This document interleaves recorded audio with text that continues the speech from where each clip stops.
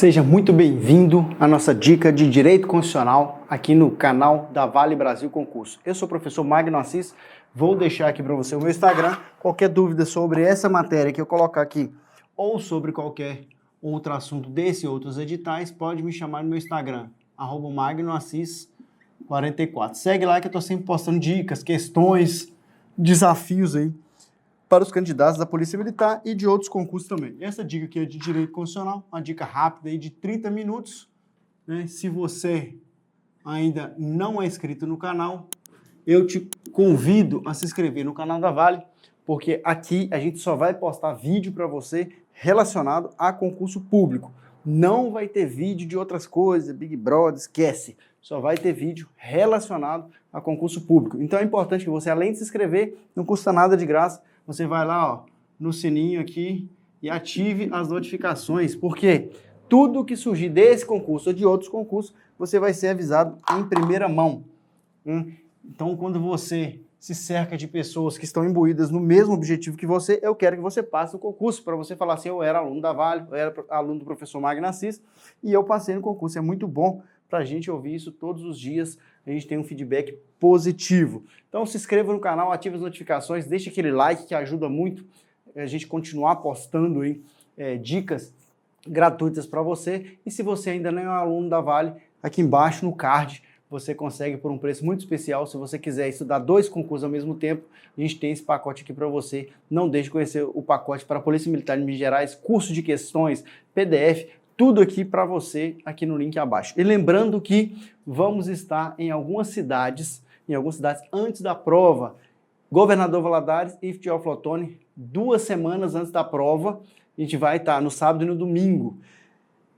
BH e Juiz de Fora, 1 semana antes da prova, também no sábado e no domingo. Não é desculpa, você consegue aí, não é desculpa, você consegue um tempo para ir. E em Ipatinga, 1 dia antes da prova, a prova é no domingo, a gente vai ter um aulão no sábado. Então, se você é de Governador Valadares e região, Teófilo Otoni e região, Juiz de Fora e região, BH e região e Ipatinga e região, não deixe aí de nos prestigiar nesse aulão de última hora. Tem muitos alunos que falam, professor, aquela questão no último dia me salvou. Então, conheça aqui abaixo o preço que você vai pagar para participar desse aulão e eu tenho certeza que você não vai se arrepender. Beleza? Pode clicar no card aqui embaixo, como é que você faz sua inscrição e não perca esse momento. Hoje, o nosso assunto é sobre o Poder Judiciário, do Poder Judiciário na Constituição, está lá no seu edital. Muita gente não está entendendo isso aqui e tem me perguntado no meu Instagram, @magnoassis44, como estudar o Poder Judiciário, tendo em vista que o Poder Judiciário é muito grande, as pessoas não entendem ele no edital, qual a parte necessária que eles têm que estudar. Eu vou passar para você aqui, se você ainda não está com sua Constituição na mão, eu te convido a pegar a sua Constituição, baixa lá no site do Planalto, coloca esse CF, vai vir um texto compilado, não pega ali do Senado, que ela é menos atualizada, pega do Planalto, que ela é atualizada no dia que sai a emenda constitucional. Se você é aluno da Vale, você está com o material na mão aí, pode pegar o material para a gente ir apontando as partes que eu acho mais importantes, que você não pode esquecer. Então vamos começar entendendo do Poder Judiciário. A Constituição trata do Poder Judiciário no capítulo 3.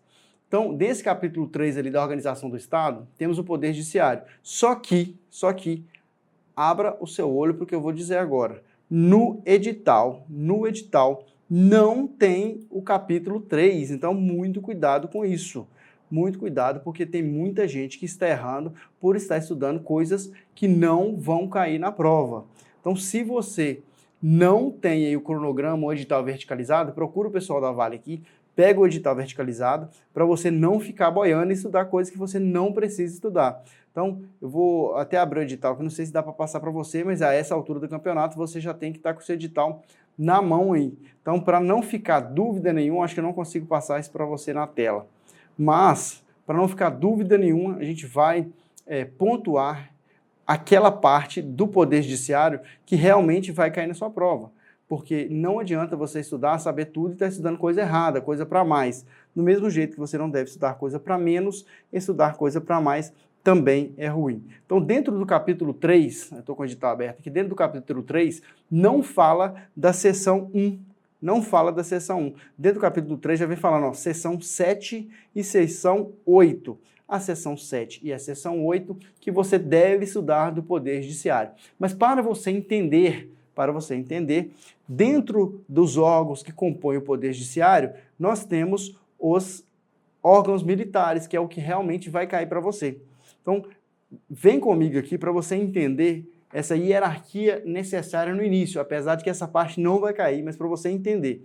No primeiro aí, o Supremo Tribunal Federal, Conselho Nacional de Justiça, que não tem poder jurisdicional, ele apenas é um conselho onde julga e consulta juízes, não vai cair para você, não se preocupe. Superior Tribunal de Justiça, Tribunal Superior do Trabalho, os tribunais regionais e federais, juízes federais, os tribunais juízes do trabalho, os tribunais e juízes eleitorais, os tribunais juízes militares, que é o que a gente vai começar a estudar agora. Então, não estude de forma errada. Dentro do capítulo 3 da Organização do Estado, tem o capítulo 3, que é do Poder Judiciário. A gente tem o Poder Legislativo, Poder Executivo e o Poder Judiciário no capítulo 3. Dentro do Poder Judiciário, que é o capítulo 3, a banca colocou a seção 7 e a seção 8. É o V2 ali e o V3. Muito cuidado. É só essas duas seções que estão no edital. Fora dessas seções, se a banca te cobrar, você vai entrar com recurso. Então, eu vou colocar para você na tela aqui, para a gente começar a entender essa parte dos juízes militares, que é a seção 7 e a seção 8. Eu vou colocar na tela para você agora. Ó. É isso aí, ó. Dos tribunais e juízes militares. É a seção 7 e a seção 8. São órgãos da justiça militar. Órgãos da justiça militar, você tem que saber.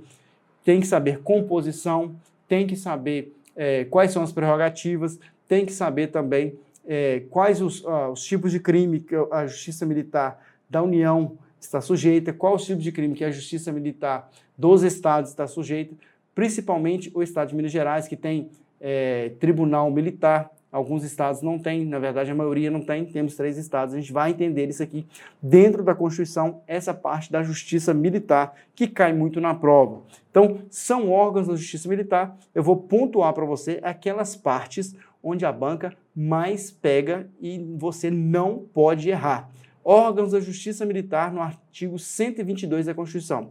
Superior Tribunal Militar, o vulgo aí STM. STM, o que você tem que saber do STM? Superior Tribunal Militar. STM, principalmente, a maioria das vezes que cai alguma coisa do Superior Tribunal Militar, não é Supremo, tá? Não é Supremo. Olha aí, olha, vou passar para você mais uma vez. Tem uma banca que colocou e muita gente caiu, colocou Supremo Tribunal Militar, porque a pessoa só lembra do STM. Parece, sim, uma coisa lógica falar, mas é Superior Tribunal Militar. Supremo é só o STF, tá beleza? Superior Tribunal Militar. Do Superior Tribunal Militar, dentro da Constituição, obviamente que se no seu edital lá tiver Justiça Militar, você tem que estudar mais coisas, mas se no seu edital for só a parte constitucional, o que você tem que saber aqui primordialmente? Ó, composição. Composição do STM. Cai muito na prova. Cai muito na prova. Então, cuidado com a composição do STM. A gente vai estudar a partir de agora a composição do STM nessa dica aqui. Dica rápida, 30 minutos. Saiu daqui, você vai resolver questões sobre a seção 7 que cai na sua prova. Então, ainda é órgãos, tribunais e juízes militares instituídos por lei. Então, ó, 123. Esse artigo, dentro dessa seção, é o artigo que mais cai na sua prova. O Superior Tribunal Militar compor-se-á de 15 ministros vitalícios. Então, primeira coisa, da composição que você tem que saber. Número, ó, quantidade, número de ministros. E os ministros são vitalícios.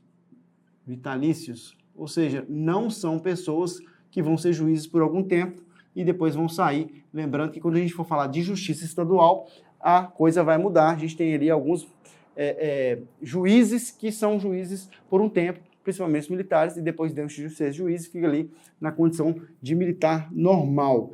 Mas no caso do STM, número de ministros vitalícios. E aqui, ó, 15 ministros. Muito cuidado com isso. É um número fácil de lembrar, mas muita gente erra. Ó, muita gente erra. que é o mnemônico aqui? Muita gente faz para lembrar. Muita gente faz para lembrar. Eu, né, gosto de gravar 15, mas tem gente que coloca assim, ó. Somos 30 metade. Ajuda você a lembrar, né? STM. Somos 30 metade. Qual a metade de 30? 15. 30, 15. É fácil de lembrar porque números com T são menos, né?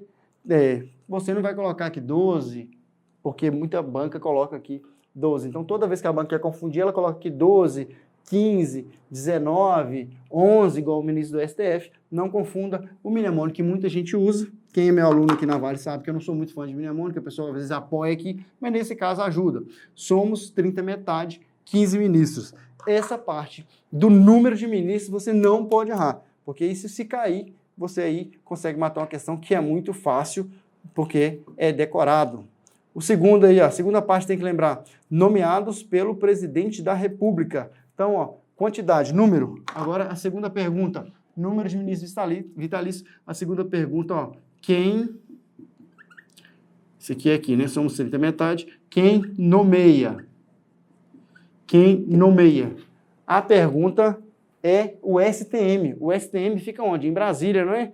Lógico que, se for um tribunal que fica em Brasília, for um tribunal superior, quem nomeia? O presidente da República. República.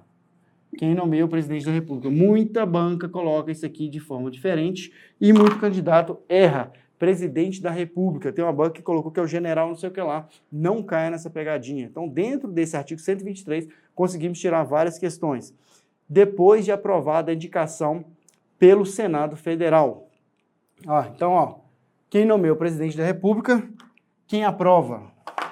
Aqui, muita gente erra. Por quê? Quem aprova? Muita banca coloca o seguinte, quem aprova? Essa pessoa nomeada, o Senado Federal. Por que muita gente erra isso aqui? Porque a maioria das bancas, quando quer colocar isso de forma errada, troca Senado Federal por Câmara dos Deputados ou Congresso Nacional. Essa sabatina, essa aprovação dos ministros vitalícios, que são 15 do STM, somos 30 metade, quem nomeia o presidente, mas quem aprova é o Senado Federal, tem que ser sabatinado do Senado Federal. Lembrando que, vamos puxar aqui do Poder Legislativo para você não confundir, parece óbvio, mas muita gente não sabe, vota a vida inteira e não sabe disso. Então o que você tem que saber? O Senado Federal é um dos órgãos do Congresso Nacional. O Congresso Nacional é a união do Senado com a Câmara dos Deputados. O Senado Federal representa os estados, cada estado tem 3 senadores, com mandatos aí de 8 anos, 4 mais 4, e Câmara dos Deputados representa o povo, a população. Aqui, quanto mais população, mais deputados. Aqui não, todos os estados têm 3, cada estado tem 3, independente se é o Acre, que é menor, ou se é São Paulo, que é maior em população, todos os estados têm 3 senadores. Então, o Congresso Nacional é a soma dos dois, não é sinônimo. Então, se a banca colocar aqui quem aprova é a Câmara dos Deputados, ou quem aprova é o Congresso Nacional, você vai marcar como incorreta, ou seja, se estiver pedindo a incorreta é ela, cuidado, se estiver pedindo a correta, você vai deixar de marcar, obviamente, mas você vai colocar ela como falsa. Então, se a banca colocar que quem nomeia o presidente, quem aprova é a Câmara dos Deputados ou o Congresso Nacional, marque como errada, ou F, ou não marque ela se estiver pedindo a correta, beleza? Parece óbvio falar, mas tem que ser dito que na hora da prova você está ali com muitas coisas na cabeça e esquece. Outra coisa é sobre a composição que você tem que saber. Dos 15, quantos são oficiais generais e quantos de cada um das 3 forças? A primeira que você tem que saber, 3 dentre oficiais generais da Marinha, 4 dentre oficiais generais do Exército, 3 dentre oficiais da Aeronáutica, todos da ativa e do posto mais elevado da carreira, e 5 dentre civis. E a gente vai falar dos civis daqui a pouco, como vai escolher esses 5. Então, a gente tem 3 mais 4, 3 mais 4, mais 3, que dá 10. Faltou 5, esses 5 são civis. Como eu vou gravar isso? Como eu vou gravar? Além do número, deixa eu ver se vai caber aqui, vai caber, né? Além do número, você tem que saber não, vou tirar aqui, Vou colocar pro lado de cá, porque senão eu vou sumir na câmera para você aqui, do Poder Judiciário. Vou colocar aqui bonitinho, ó. A gente tem que falar do STM. Composição do STM. Dessa composição de 15 ministros, vou puxar aqui, ó, 15. Eu tenho 3 oficiais generais, mais 4 oficiais generais, mais 3 oficiais generais. Coloca nessa ordem que você não erra. A maioria, todas as vezes que você vê sobre as Forças Armadas da Constituição, que estiver falando das 3 forças, Marinha, Exército e Aeronáutica, você vai sempre ver nessa ordem. Por quê? Quem surgiu primeiro é a Marinha, porque no começo as guerras, os combates eram no mar, né? Eram comandados aí pelos comandantes de navios da época. Depois surgiu o combate no solo com o Exército e depois, obviamente, nessa época dos combates no mar e depois o combate no solo, inventou-se o avião, obviamente, bem depois veio a aeronáutica, porque dependeu, obviamente, da invenção do avião. Então, todas as vezes que você vê na Constituição as 3 forças, você vai sempre ver assim, Marinha, Exército e Aeronáutica, né? O MEA aqui, Marinha, Exército e Aeronáutica das Forças Armadas. Então, se você estiver fazendo uma prova sobre Forças Armadas, esse FFA que você vê nas redes sociais, ele não existe, tá? Forças Armadas, você, numa prova aberta, você nem usa a abreviatura, mas esse FFA não existe. Então, oficiais generais, se você colocar aqui agora, nessa ordem que eu te disse, ó, MEA, você não erra mais. 3 oficiais generais da Marinha, 4 oficiais generais do Exército, 3 oficiais generais da Aeronáutica. Se você sempre colocar nessa ordem, você não erra mais essa quantidade. Lembrando que 3, 3, 4 é do Exército. Aqui, ó, essa soma de oficiais generais deu 10, faltou 5. Então, são 5 civis. E a gente vai falar desses civis logo na sequência. Esses 5 civis é que a gente vai falar agora no parágrafo único. O que vem falando sobre o parágrafo? Lembrando também, não pode esquecer aqui, ó, todos da ativa e do posto mais elevado da carreira.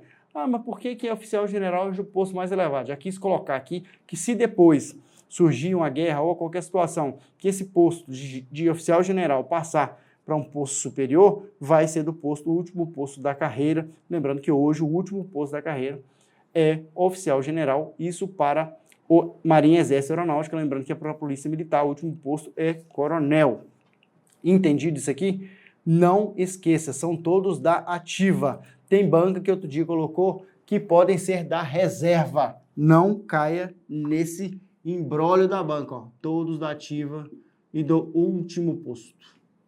Último posto. Ficou redundante falar que é general e do último posto, porque hoje o último posto é general. Lembrando que se amanhã tiver outro posto acima de general, tem que ser desse posto. Então, composição do STM. 15 ministros, somos 30 metade, todos os generais, oficiais generais, os 10 aqui, Marinha, Exército e Aeronáutica, tem que ser da ativa do último posto, isso faz 10. E os 5 civis, professor, a gente vai falar dele agora, porque não podemos errar essa seção 7 do Poder Judiciário, que é a seção 7, quando cai na prova, é pequenininho e é uma questão que você consegue matar facilmente. Se você não é inscrito no canal, passamos na metade aí da nossa aula. Se você não é inscrito no canal, agora é a hora de você se inscrever, ative as notificações, clica no sininho aí, não custa nada, é bom para você. É um conselho que esse professor está dando para você. Quando você clica no sininho, chega a notificação, fala, ó, edital teve essa mudança, você já vai ficar mais antenado, beleza? Outra coisa, comente aqui embaixo qual assunto que você gostaria que esse professor gravasse, ou outro professor da Vale,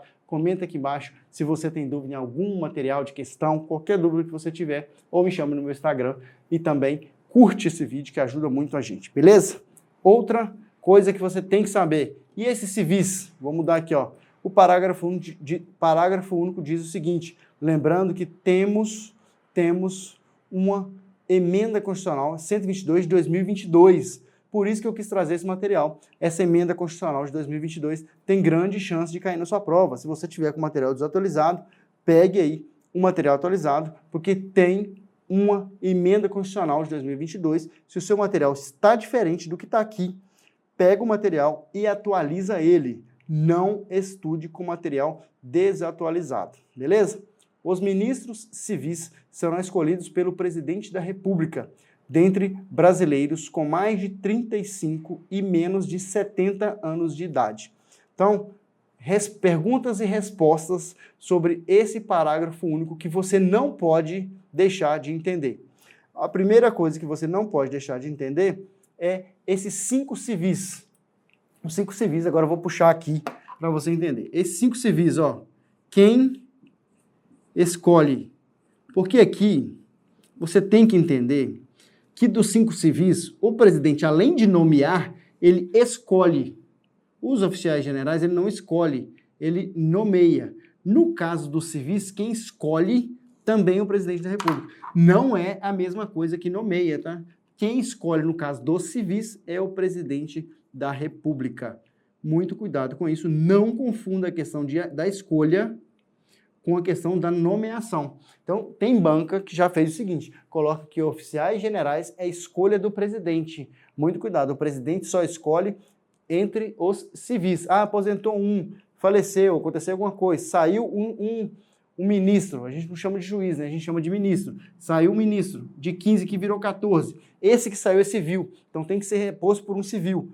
Quem vai escolher é o presidente da República. Quem escolhe depois, quem vai nomear ele é o presidente da República de novo, sabatinado pelo Senado Federal. Entendido isso aqui? Muito cuidado com isso. No caso dos civis, além de escolher, o presidente vai nomear. No caso dos oficiais generais, o presidente só vai nomear depois desse nome aprovado pelo Senado Federal. Entendido isso aqui? Quando a gente fala dos oficiais generais, o presidente nomeia, quem aprova, o Senado Federal. Quando a gente fala de civil, o presidente escolhe, o Senado Federal aprova e o presidente nomeia. Então, o presidente, quando é civil, tem duplo papel. Além de escolher, ele vai nomear. Mas ele não pode escolher qualquer pessoa. Então, ó, quem escolhe é o presidente. A gente tem outra pergunta para responder. Onde ele pode escolher? Quem pode ser escolhido? Ah, eu quero ser, o estranho é bom demais. Vitalício, bom demais, né? Ganha bem. Quem pode ser? Primeiro critério, os requisitos, né? O primeiro requisito, requisitos. O primeiro requisito é o requisito da idade. Muito cuidado com essa idade. A banca costuma mudar para 30, 35 anos. O primeiro requisito para que o presidente da República possa escolher um ministro para o STM, somos 30 metade, que são 15. O primeiro requisito é o presidente que escolhe. O primeiro requisito é o requisito da idade. Não pode ter menos de 35 anos de idade. Completou 35 anos, pode ser escolhido. Mas não é só esse critério.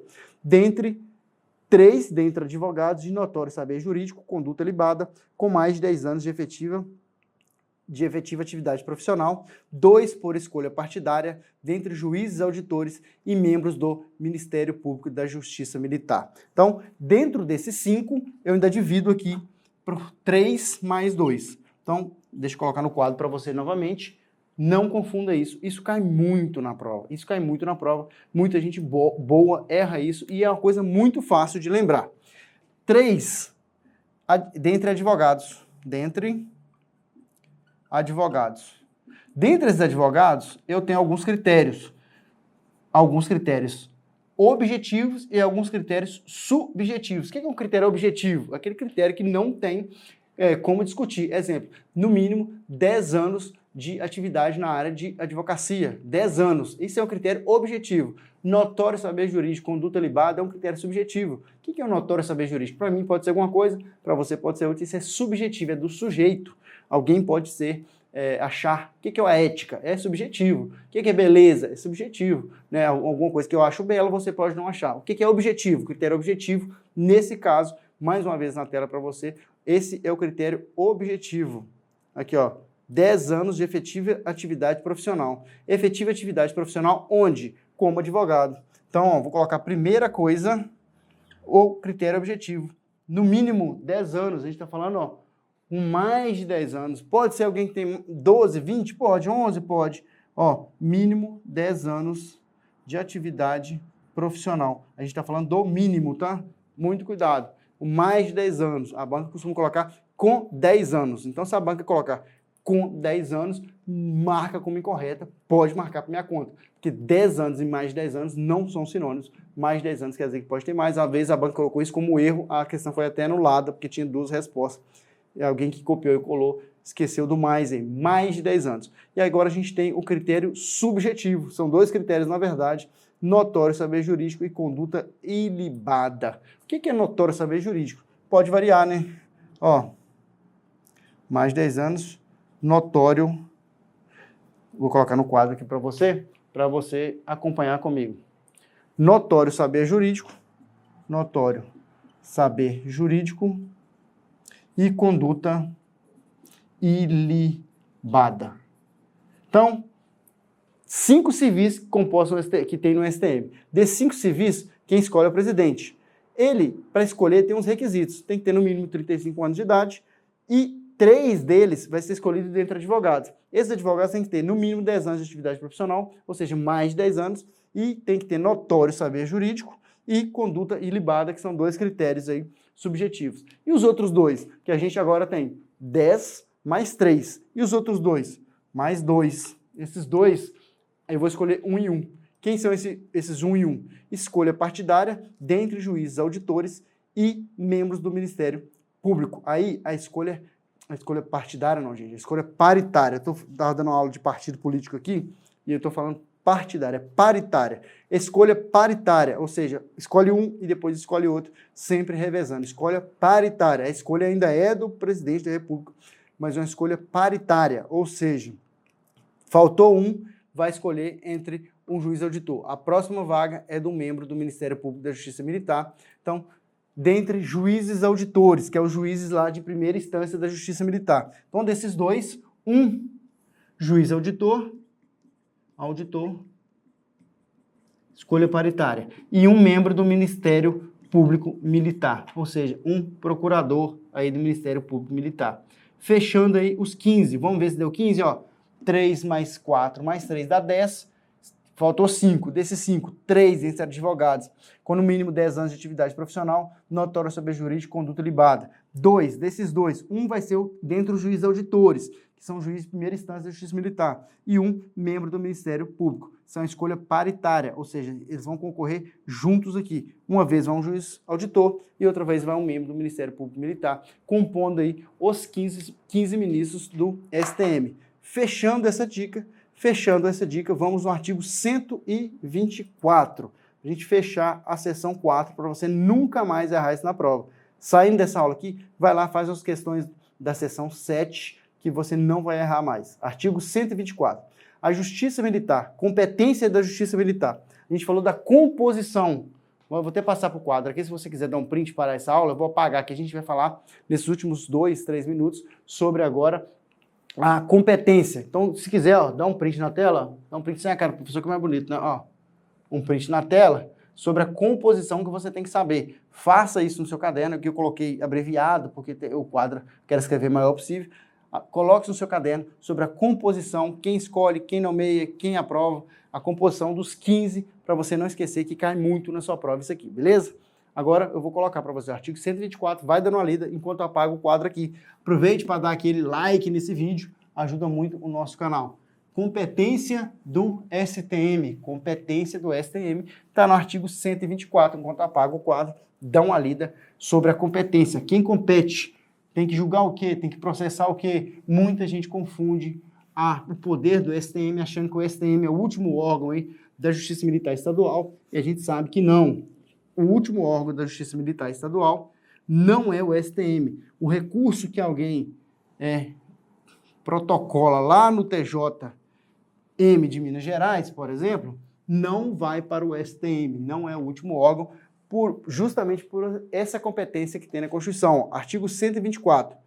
A Justiça Militar compete processar e julgar os crimes militares definidos em lei. Parágrafo único. A lei disporá sobre a organização, o funcionamento e a competência da Justiça Militar. Muito cuidado com isso. O STM só julga militares das Forças Armadas. Não é das polícias nem dos corpos de bombeiros militares. Então, na Constituição, se te perguntar, a competência é: Justiça Militar compete processar e julgar os crimes militares definidos em lei. Parágrafo único. A lei disporá sobre a organização, funcionamento e competência da Justiça Militar. E a gente vai ver isso lá depois no Código Penal Militar. Se para você não tem essa parte, não se preocupe. Você só tem que lembrar da competência na Constituição, beleza? E o parágrafo único eu nunca vi cair. Nunca vi cair na prova nenhuma. Mas se você quiser, só dá uma lida nele tranquilamente. A nossa próxima dica, já está logo abaixo aí, ó, é a seção 8 dos tribunais e dos juízes dos estados. Esse sim, cai muito na prova, porque é a parte que compete a você enquanto policial militar. Enquanto policial militar, você é subordinado ao governador, você está fazendo um concurso estadual. Quando você faz um concurso estadual, a chance da banca de cobrar alguma coisa sobre estadual é maior. Pode cair alguma coisa sobre composição do STM? Pode, mas a maioria das questões que caem sobre o Poder Judiciário para soldado da Polícia Militar de Minas Gerais está dentro da seção 8, que é a nossa próxima dica, e eu aguardo você até lá. Se você ainda não se inscreveu no canal, considere se inscrever. Lembre-se dos nossos aulões em Teófilo, Governador Valadares, Juiz de Fora, BH e Patinga, 2 semanas antes, 1 semana antes da prova e 1 dia antes da prova. Você olha a ordem aqui embaixo, clica aqui embaixo, não deixe de nos prestigiar, lembrando que agora é a hora. Muitas vagas, você não pode ficar de fora. Um abraço, professor Magno Assis, não é aluno da Vale? Clica aqui embaixo, descubra o nosso pacote para a Polícia Militar de Minas Gerais, tem questão, tem PDF, tem ajuda do professor, tenho certeza, edital verticalizado, tenho certeza que você não vai se arrepender de estudar com a Vale, porque aqui a gente não brinca com o seu sonho. Um abraço, fiquem com Deus, tchau, tchau.